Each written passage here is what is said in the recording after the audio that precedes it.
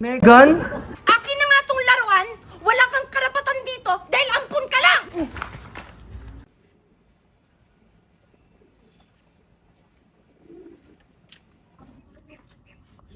Ba't mo naman ako tinulak, Megan? Araw-araw ganito ang buhay ni Marco. Hindi siya lumalaban, hindi siya nagsasalita. Ngunit sa kanyang puso, sumisigaw ang tanong, bakit ako? Good morning, class! Good morning po, ma'am. Marco, Yes po, ma'am. gusto mo ba sumali sa writing contest? Sige po, ma'am. Isinulat niya ang lahat ng sakit, ang katahimikan, ang kanyang pag-asa.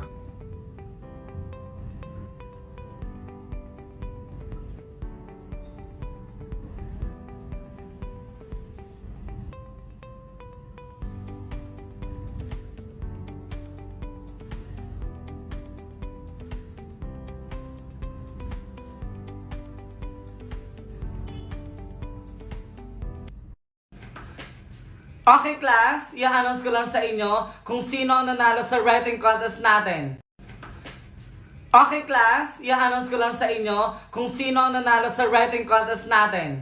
Walang iba kundi si Marco! Palakpakan naman dyan!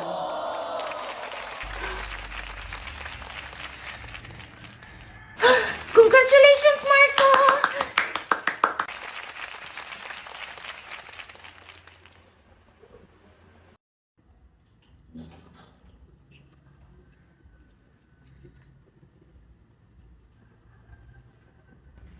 Hindi agad nagbago sina Valerie at Megan, ngunit sa puso nila may naramdaman silang hindi nila maipaliwanag. Hindi siya sumigaw sa sobrang saya, pero rinig siya ng mundo kung gaano siya kasaya.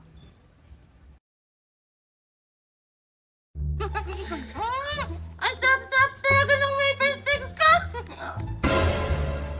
Tigdindin ng kukay ba yun? Papaingkit ko nga ito sa kanila. Malapit ako, Koy, kunti na lang! Lugar mo, Junjun! Uy, Junjun, Kukoy! Anong ginagawa niyo dyan? Nangunguha kami ng mangga, Megan!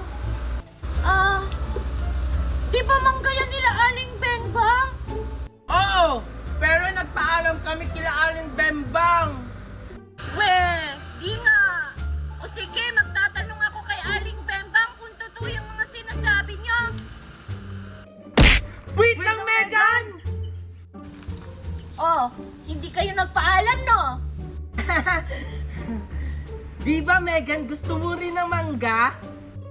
Oo, Junjun. Kukuha ka ba ng mangga para sa akin?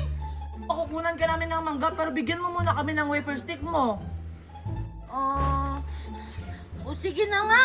Eto, basta huwag niyong uubusin yan na. Tagdalawa lang kayo.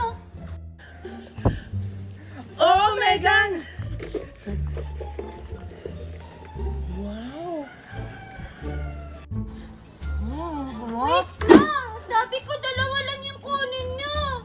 Hala, Megan, isa pa lang yung nakukuha ko. Oo nga, Megan, ako rin, isa pa lang nakukuha ko.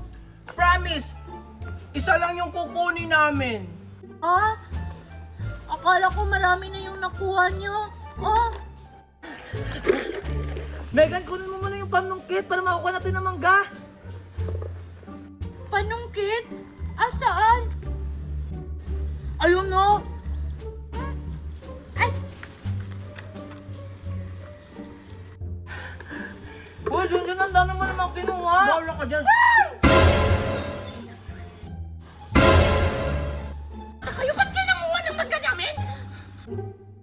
Aling Bembang! Tara, dun, takbo na tayo. Tara! Si Aling Bembang! Junjun! Kukoy! Huwag niyo akong iwan dito! Kayo mga bata kayo! Huwag niyo akong takbuhan! Junjun! Kukoy! Tulong!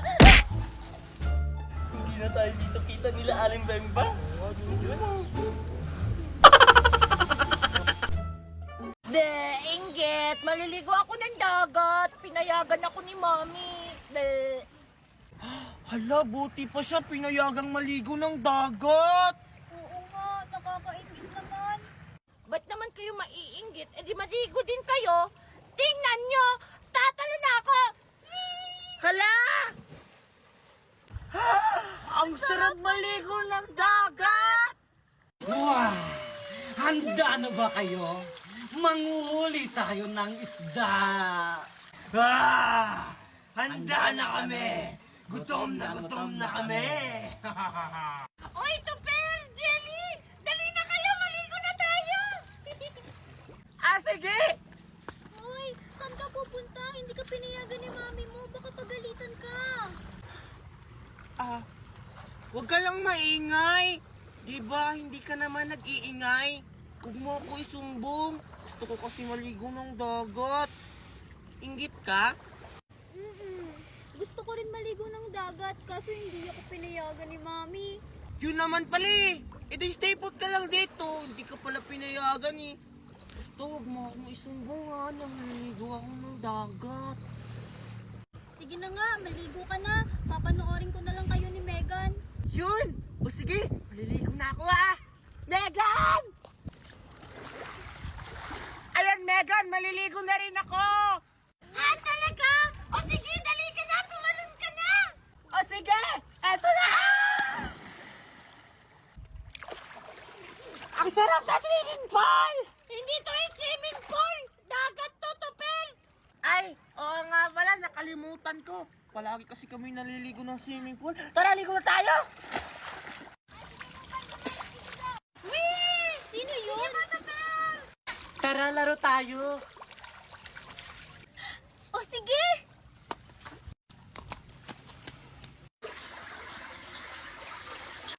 Hala, wala namang tao ah. Saan siya nagpunta? Huli ka, Balbo! May ulam na naman tayo! Dalhin sa loob yan!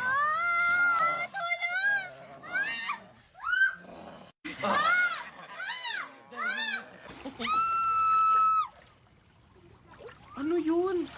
Parang boses yun ni Jelly ah! Baka ano nang nangyari sa kanya, Tupper? Hala, kailangan natin siyang puntahan. Sabi pa naman ng lulo ko, marami daw syukoy na gumagala pag gabi na. Tara! Tara! Jelly? Jelly? Hala! Wala na siya. Dito ko lang siya iniwan. Sabi ko huwag siyang umalis. Baka kinuha na siya ng syukoy, Tupper! Hala! Anong gagawin natin? Narinig mo yung Tupper? Ang alin? Parang may sumisit-sit! Sit-sit?